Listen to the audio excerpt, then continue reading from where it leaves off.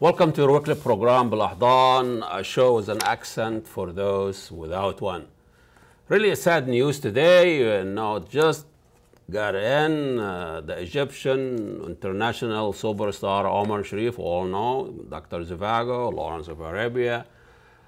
Funny lady, the handsome man, can't keep your eyes off him once he's in the movie. Omar Sharif died today, age 83. We're gonna miss him. When I first came to this country, people used to tell me, you look like Omar Sharif. Post 9/11, invasion of Iraq and Afghanistan, now people tell me you look like Mullah Omar. Things have changed a long time ago. However, why good people die and idiots stay alive? Speaking of idiots, what's happening in Egypt now, it seems like the military junta. Since the coup 52, they acted like Al-Khulafa al-Rashidin. Those are the guidanists, self-righteous guidanists, those people who think they own Egypt and the Egyptian people are just tenants and renters. They've been inheriting power for the last 6 years or so, and they think they have God-given rights to run this country. And they transform Egypt from an Arab, a Muslim country now, Egyptian, and Sisi supporter. They behave as Sisi is the next Khalifa. The American historian once said something very telling about what's going on in Egypt now, maybe another Arab country. Richard Hofstadter said, a fundamental paradox of the paranoid style is the imitation of the enemy. Like the Ku Klux Klan, with their anti-Catholicism, they start acting like the Catholic church and hierarchy and ritual and all of that. Same thing with McCarthyism in this country, with anti-communism. McCarthyism with secretive society start acting like the communists themselves. The military dictatorship in Egypt, that they launching jihad against Islamists and so-called Islamic terrorists and Brotherhood, start acting like the Brotherhood themselves. They have the Murshid, the top guy, the Khalifa in the top, and everybody has to worship a dictator like Sisi. He has now the absolute power to do whatever he pleases. And that is a paradox of a paranoid style like what the Sisi is giving us. Okay, enough of this depressing news. This is exciting.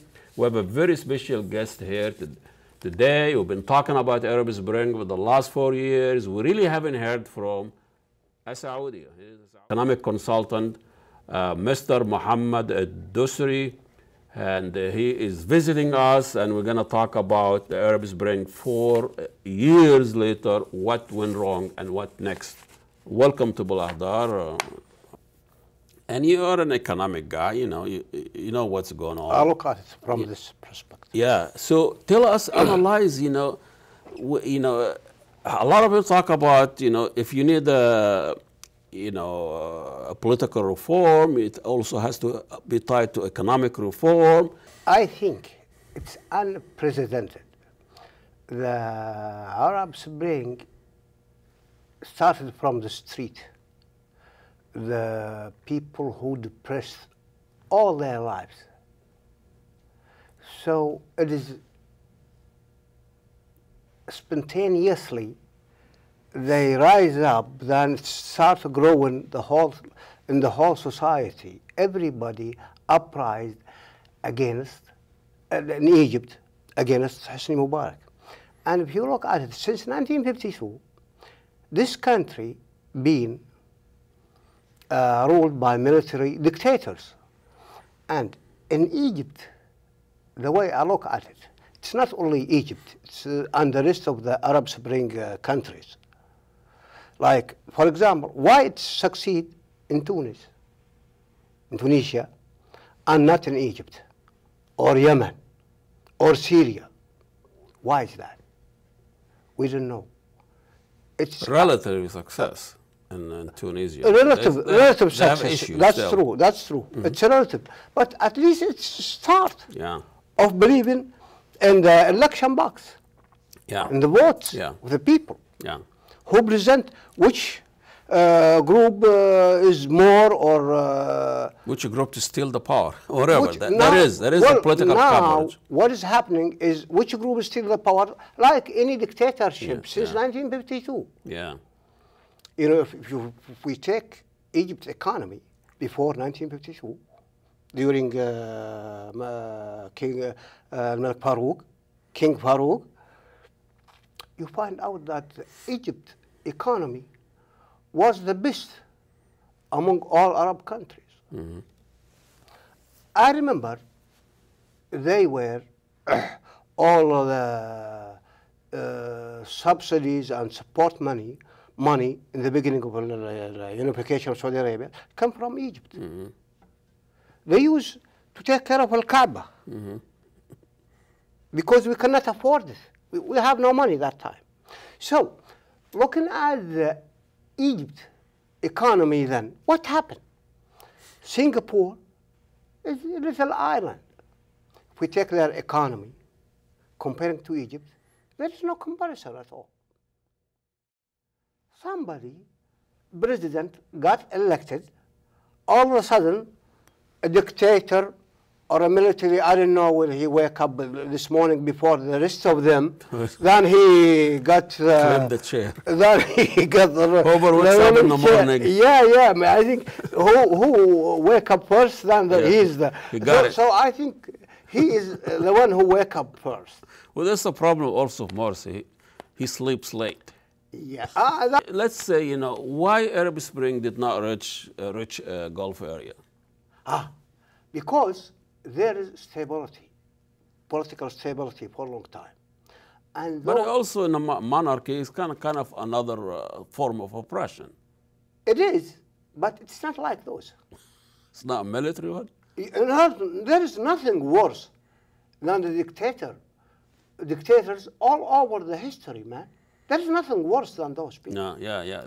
Because those people, they know God and me and the rest of them are go to hell. The خلفاء العسكريين دلوقتي. خلفاء العسكريين instead of, yes. I think we are facing the خلفاء العسكريين. I like this term. And you got it. Yeah. The self-righteous guidance, that's what they. Yeah.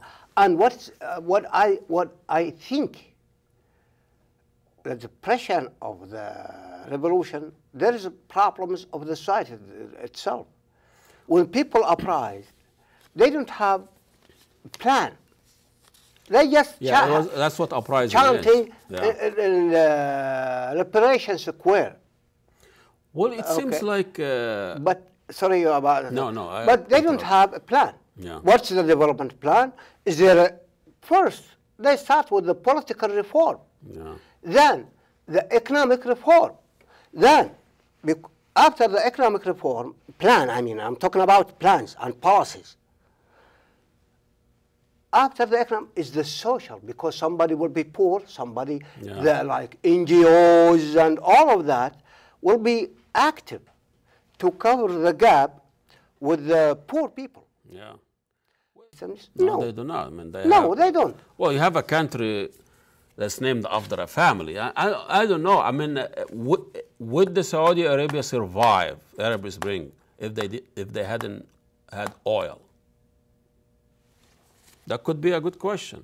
It is a good question, but so what saved the Saudi Arabia? Survive economically? No. No, politically. Politically, yes. Would they survive under the monarchy? Yes. Without the oil? Yes. Because, simple and easy, King Abdulaziz came from the society. He led the society to unification. Before, we were tribal systems comparing to like Yemen, you know. Okay? Tribal Nobody ever invaded Yemen. There's nothing wrong with Yemen. No, nothing wrong. But tribal system, I'm talking about the tribal. I'm not talking about the negative. No. I'm talking about the positive side of it. Yeah. We are tribal. Yeah. Like now, all the tribals, you know, or militias, run by tribes took over. It's like a dictatorship. It's another form of dictatorship. But a representative in tribe instead of military, right? It's not even representative. Some tribes, Yeah. and the other tribes fighting back. So it will continue. There is Isn't those are the same people who spread the Islam and Arab and went all over the place? Of course. So what did the monarchy have done in the last 80 years? What have they produced besides I'll tell you. It's not only produced.